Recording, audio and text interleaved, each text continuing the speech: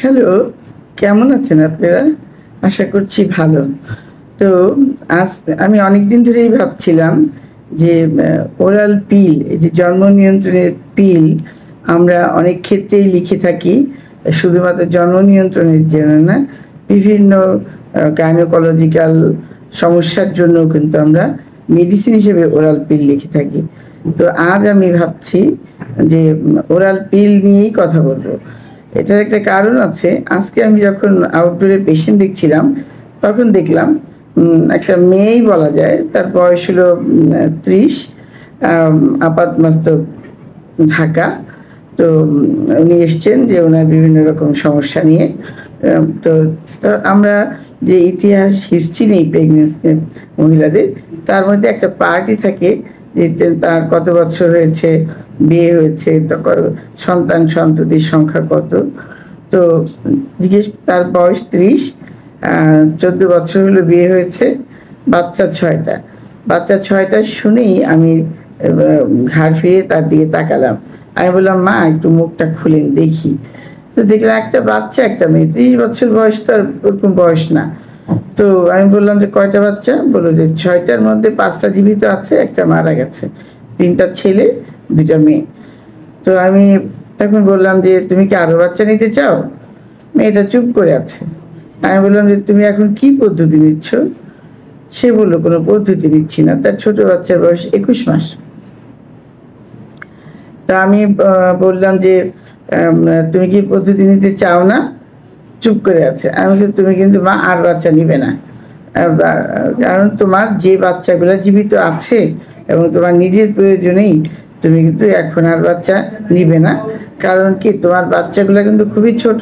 সে তখন বললো যে আমার বাচ্চাগুলো এক একটার বয়স 1.5-2 বছর ডিফারেন্সে, এবং সবগুলো বাচ্চাকেই তো মাকেই যত্ন করতে হয়, খাওয়াতে হয়, পড়াতে হয়। একটার পরে বড়টার বয়স 12 বছর। ও বললো যে একটাই পড়াশোনা করে, আর বাকিগুলাকে আমার খেয়াল করতে হয়, ছোট। তো আমি বললাম যে তাহলে তুমি কিন্তু আর বাদ ভেবে নিবে না, তোমার বাচ্চা হাজবেন্ড কি বলে? চুপ করে আছে। তো সেও মানে, তখন আমি বললাম যে তুমি কিন্তু অবশ্যই পদ্ধতি নিবা, তুমি কিন্তু লম্বা পদ্ধতি নিবা। হ্যাঁ, তুমি ইঞ্জেকশন নিতে পারো? বলে ভয় পাই।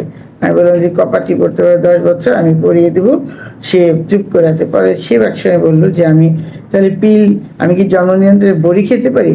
আমি বলছি, হ্যাঁ পারো, কিন্তু ভুল করলে চলবে না।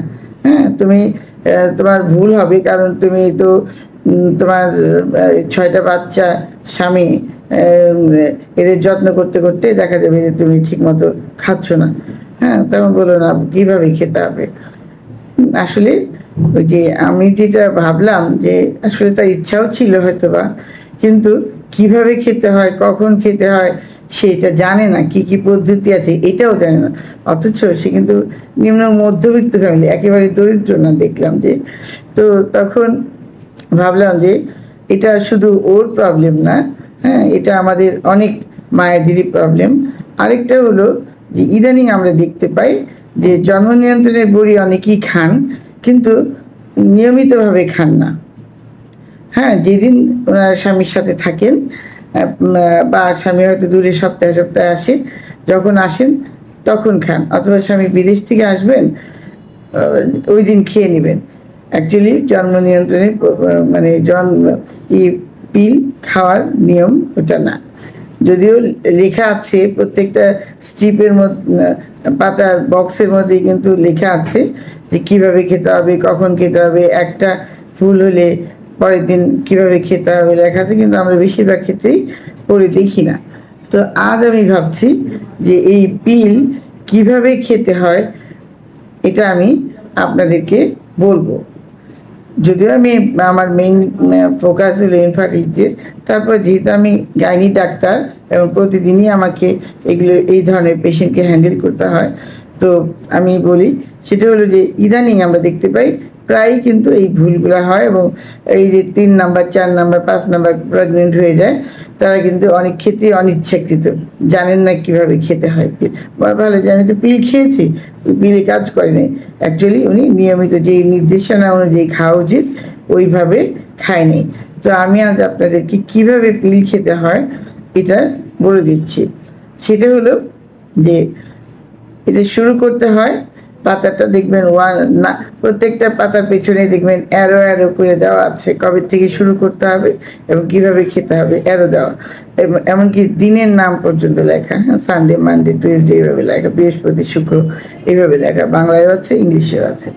তো খেতে হবে হলো প্রথম যখন পাতাটা শুরু করবেন, দুই ধরনের পিল আছে। একটা পিল হলো 30টাই থাকে, তার মধ্যে হলো ওই 21টা থাকে হলো অ্যাকচুয়ালি পিল, হরমোনাল পিল, আর 7টা থাকে হলো আয়রন, ওইটা বলে ডামি পিল, যাতে একদিন উনি শুরু করে সারা মাস খেতেই থাকে, ওনাকে আর হিসাব রাখতে হবে না।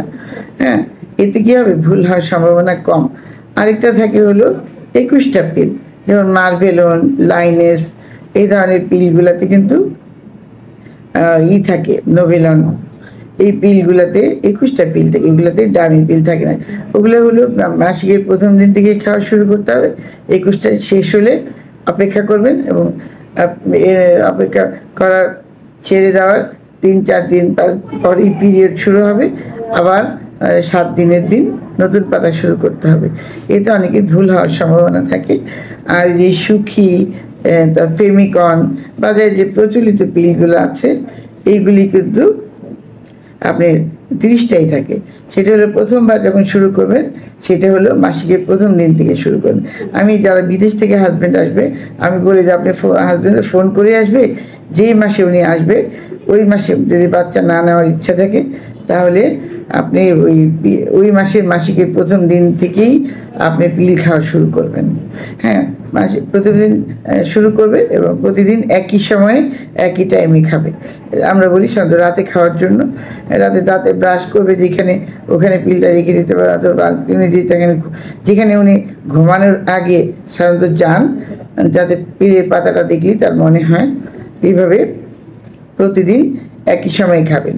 উনি এটা ওনার স্বামী বাড়িতে থাকুক বা না থাকুক, বা স্বামীর সাথে থাকেন বা না থাকেন, এটার সাথে সম্পর্ক নেই, প্রতিদিনই একটা করে খেতে হবে। এবং যদি কোনো দিন ভুলে যান, তাহলে পরের দিন যখনই তার সকালে মনে পড়বে, দুপুরে মনে পড়বে, ওই পিলটা খেয়ে নেবে, ভোলা পিলটা। আর ওই দিনের নির্ধারিত যে পিলটা, ওইটা ওই সময় রাতে খাবে। যদি 2টা পিল ভুল হয়, তবুও সে 2টা পিল খাবে এবং রাতেরটা খাবে। আর 2টার বেশি ভুল যদি হয়, তাহলে কিন্তু ওই আলাদা পদ্ধতি নিতে হবে, পিলও খাবে, ওই পরে ওই মাঝখানের পিল 2টা খাওয়ার দরকার নেই, 3 নাম্বার থেকে খেয়ে যাবে, কিন্তু নেক্সট 7 দিন উনি কন্ডোম ব্যবহার করবেন। মানে তাহলে ভয়ের কোনো কারণ থাকে না। আর কেন তাহলে আমি আলাদা পদ্ধতিও নিচ্ছি, আবার পিলও খাচ্ছি? প্রথম 7 দিন ওই ভোলার জন্য, যদি ওভুলেশন হয় তাহলে কনসিভ হয়ে যাবে। আর নিয়মিত কেন খাবেন? যদি আপনি অনিয়মিত খান, তাহলে কিন্তু আপনি অনিয়মিতভাবে রক্তস্রাব হবে। কাজেই অনেকে বলে যে আমি তো পিল খাই, পিলের মধ্যে আমার পিরিয়ড হয়ে যায়, পিরিয়ড নিয়মিত না। তো এটা কারণ হলো যে অনিয়মিতভাবে উনি পিল খান। কাজেই পিল খেতে হলে আপনি কিন্তু একদম নিয়ম মেনে এইভাবে খেতে হবে, তাছাড়া এমনি পিল। আরেকটা কথা হলো যে পিল খেলে, অনেকের একটা ধারণা যে পিল খেলে হয়তো বাচ্চা হবে না, নতুন বিয়ে হলো পিল খাওয়া যাবে না, এই বাড়িতে তোরা পিল বা আপনারা ভয় পান যে পিল, অ্যাকচুয়ালি পিল যখনই আপনি ছেড়ে দিবেন, পিল না শুরু, তাহলে কিন্তু তার 3 মাসের মধ্যেই কনসেপ্ট করবে। হ্যাঁ, যদি বাচ্চা না হয় তাহলে অন্য কোনো কারণে হবে না, কিন্তু পিলের জন্য বাচ্চা হওয়া সাধারণত বন্ধ হওয়ার কথা না, হয়ও না। আর হলো যে পিল কি 35-এর পরে বেশি বয়স হলে খাওয়া যায়? পিলে কি আপনার ওজন বেড়ে যায়? অনেকে ভয় পায়। হ্যাঁ, ওজন বেড়ে যায়, তবে এই যে আমাদের নতুন নিউ জেনারেশন যে পিলগুলো এসছে, 3rd জেনারেশন 4th জেনারেশন, হ্যাঁ, সেই যে নতুন যে পিলগুলো আমরা বলি, এই পিলগুলা কিন্তু বাজারে কিনতে পাওয়া যায়। ওগুলাতে কিন্তু ওজনও বাড়ে না, আপনার ওই 4th এগুলো কিন্তু হার্টের জন্য ভালো, প্রেশারও বাড়ে না। এবং আরও যেটা হয় যে পিল খেলে আপনি যদি অনিয়মিত মাসিক থেকেও থাকে, যেমন অনেকের 2টা বাচ্চা হয়ে গেছে, পিসিওজের পেয়েছেন, ওজন অনেক বেশি, লোমও বেশি শরীরে, মানে অযাচিত লোম বাড়ছে, তাদের কিন্তু আমরা পিল দিয়েই চিকিৎসা করি, 4th জেনারেশন, সব জেনারেশন না, 4th জেনারেশন পিল দিয়ে, 3rd জেনারেশন পিল দিয়ে আমরা চিকিৎসা করি। এতে ওজন বাড়বে না, হরমোনটা একটা নির্দিষ্ট মাত্রায় থাকবে, এবং আপনার ব্রণ থাকলে ব্রণ ভালো হয়ে যাবে, যদি অবাঞ্ছিত লোম থাকে তাহলেও কিন্তু ভালো হয়ে যাবে। আরেকটা হলো, যদি আপনি 1 বছরও পিল খান, আপনি কিন্তু জরায়ুর ক্যান্সার, এন্ডোমেট্রিয়াল ক্যান্সার বলি আমরা, বা ওভারিয়ান ক্যান্সার কিন্তু 50% চান্স কমে যায়, বা ব্রেস্টের যে সিস্টিক বিভিন্ন রকম সিস্ট হয়, ব্রেস্টে পেইন হয়, এটাও কিন্তু চলে যায়। কাজেই পিল আবার অনিয়মিত পিরিয়ডের সময়ও কিন্তু আমরা অনেক সময় 15-16 বছরের মেয়েদের যদি অনিয়মিত পিরিয়ড হয়, তখন কিন্তু আমরা অনেক সময় পিল দিয়েই চিকিৎসা করে থাকি। কাজেই পিল কিন্তু প্রথম যুগের যে পিলগুলো ছিল হাই ডোজ পিল, ওগুলাতে ওজন বাড়তো, প্রেশার বেশি বাড়তো। তো এখন ওই পিল, এখন পিল অনেক প্রতি বছরে, পিল যদি সত্যি সত্যি খারাপ হতো, পৃথিবীর প্রায় 2/3 মহিলা পিল খেয়ে থাকেন। কাজেই পিল আপনাকে যে কোনো বয়সী আপনারা পিল খেতে পারেন, এবং যদি খান তাহলে কিন্তু যে নিয়মে বলেছে ওই নিয়মে খাবেন। নিয়মের বাইরে দিয়ে যদি খান তাহলে ও নিজেই কিন্তু আপনাকে অনিয়মিত ঋতুস্রাব উপহার দেবে। কাজেই ওই যে মেয়েটার কথা বললাম আজকে, যেটা দিয়ে শুরু করেছিলাম ওটাই শেষ করি। পরে আমি ওকে, ও বললো তাহলে পিল কীভাবে খেতে হবে, আমি ওকে বুঝিয়ে বললাম। তারপরে বললো যে ঠিক আছে ম্যাডাম, আমি আসলে জানতাম না, আমার স্বামী আসলে চায়, কিন্তু আমরা ভয়ে যে কোন পদ্ধতি নিব কীভাবে জানতাম না। তাহলে এরকম কিন্তু আমাদের অনেকেই আছেন।